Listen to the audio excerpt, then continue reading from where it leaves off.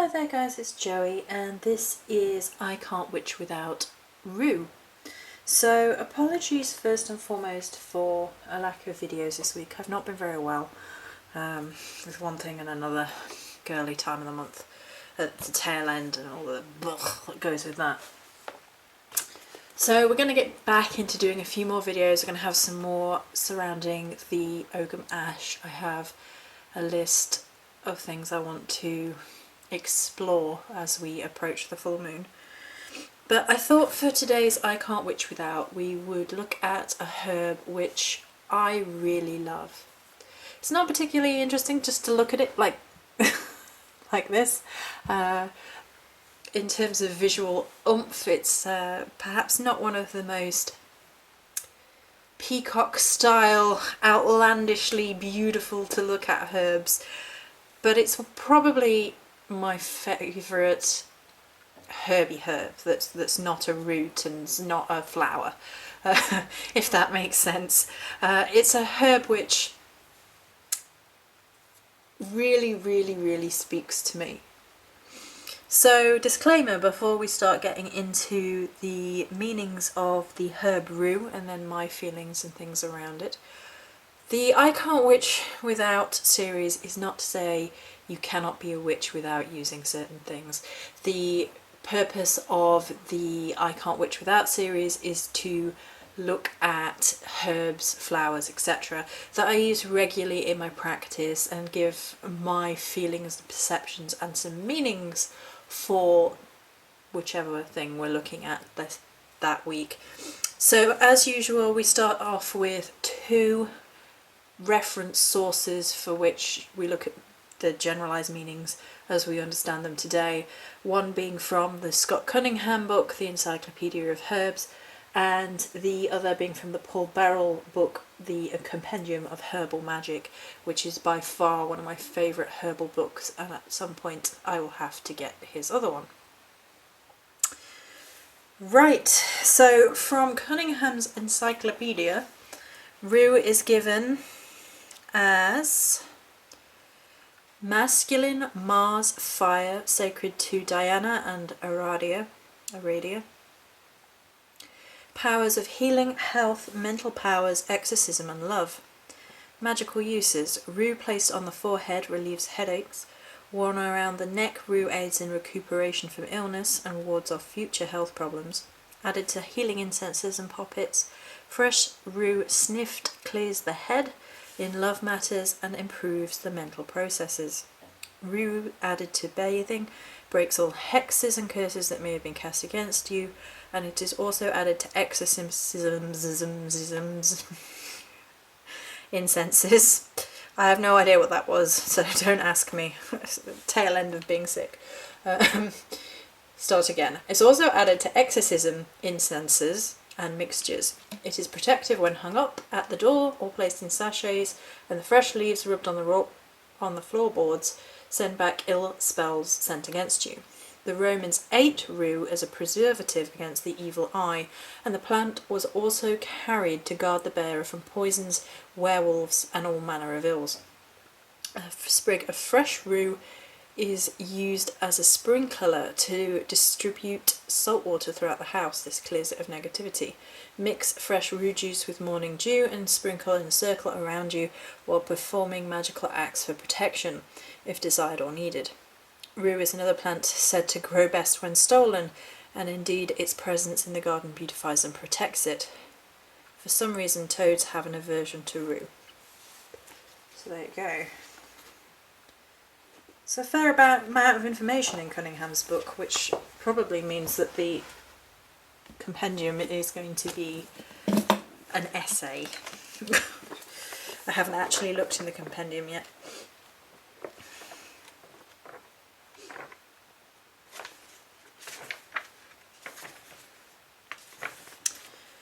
Okie dokie, so Sun, Mars and Leo are given as correspondences in the herbal compendium, which actually has a lot less information, oddly enough. What a handsome herb is the rue. We have planted 2 small hedges of it in our garden. Rue has been esteemed for its magical properties since ancient times, and during the Middle Ages it was valued as a counter-magic herb used to reverse manipulative spells. The belief is much older than we might think. The Greeks regarded it as an anti-magical herb, writes Mrs. Grieve in a modern herbal. Given as a magical herb of counter-magic, consecration, protection, purification, magic, and visionary, and to invocate Mars. Its use is given for home blessings in herbal magic to bring both protection and good fortune to one's home and family. Has a strong, sunny disposition. Once grown around temples in Rome, which had been dedicated to the god Mars. Today it's used to banish negative energy or to exorcise a new object, which will be later consecrated for ritual use. Associated with the Strength card, Rue is recommended for consecrating sacred items made from iron. Rue is believed to have an affinity for rubies. A small ruby should be stored with your ritual rue. That's interesting. I don't think I have a small ruby, or even a big ruby. I don't have any rubies, so I might have a look into that. For those who work within the astral realms or journey often, rue is a good herb to carry with you. It will bring protection and keep you safe from external influence. I'm very surprised they don't have any more information than that. And something which hasn't popped up in these 2 books is that rue is considered the herb for combating the evil eye. Evil eye being the... I believe it's a Gypsy and Romany thing in origin. It may go back further than that, where somebody casts the evil eye, and it's sometimes, most often, associated with jealousy, and that casting of that evil eye over you is a form of negative magical working. It's a bit like a jealous fueled curse. In the Elemental Encyclopedia of 5,000 Spells, there are many spells devoted to rue and the removing of the evil eye.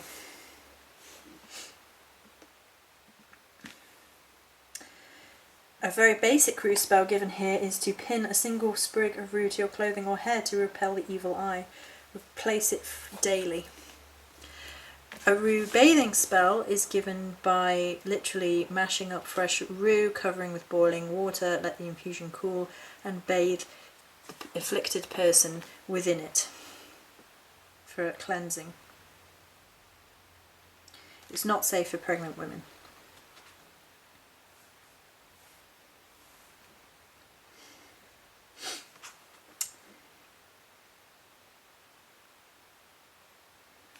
A rue spell charm is given as the Chimaruta. The amulet derives from its shape from the rue plant, ruta in Italian. Different amulet shapes are hung from the ends of the stylized sprig of rue.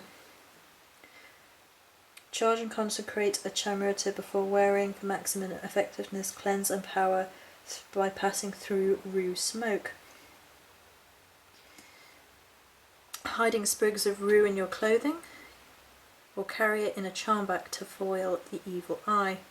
Ground and powder dried rue, sprinkle onto powdered charcoal and burn as incense to clear an area. So there are quite a few spells given here, as you can see in the Encyclopedia of 5,000 Spells, directly linked to the evil eye. So it's kind of odd that the information isn't available in either of the 2 usual source material books that we use.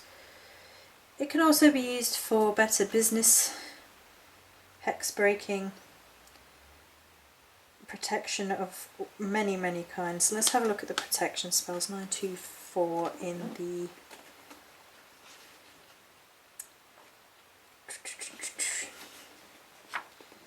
there are 2 rue protection spells. Maximize the amount of protection rue by the quality of rue you provide. Create a boundary against evil, plant rue in abundance by the door, and hang in the window.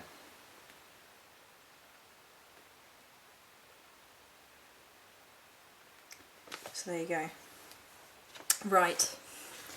Given its associations, Sun, Fire, Mars, I suppose it's no surprise that this herb, for me, is a warrior herb. And when I talk about warrior herbs, you have to bear with me a minute, because the way in which I perceive a warrior energy is quite different sometimes than how other people perceive a warrior energy. Now, I really frequently work with obsidian with rue. Now, I'm not going to give an in-depth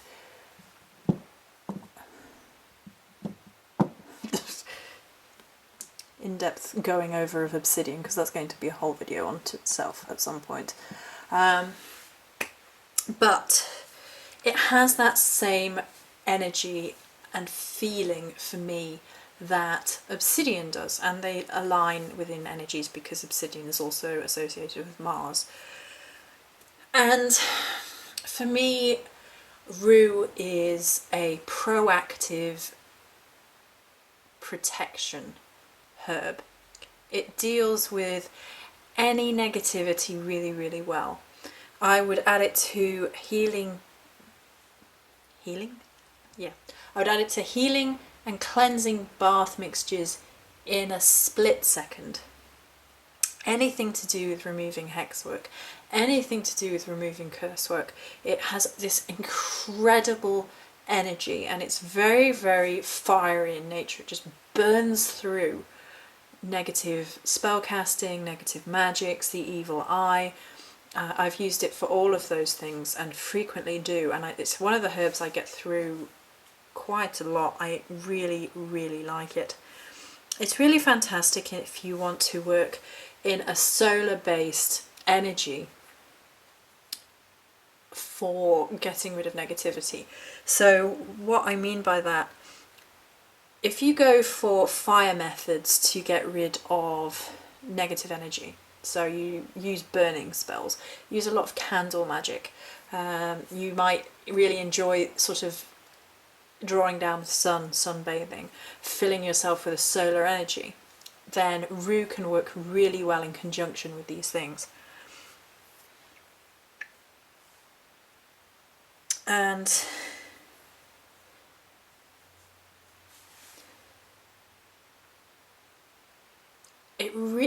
it's really difficult to really put into words how I feel about rue. It's an odd one, because whereas there are different ways of looking at different herbs in different lights and things, rue is one of those that really does what a lot of people suggest it does, and it has a really long history, you know, associated with the Romans and the Greeks and things, going back through history, and it's always been there, and it's been used for very similar purposes throughout. And the idea of it being around the temple of Mars is fantastic.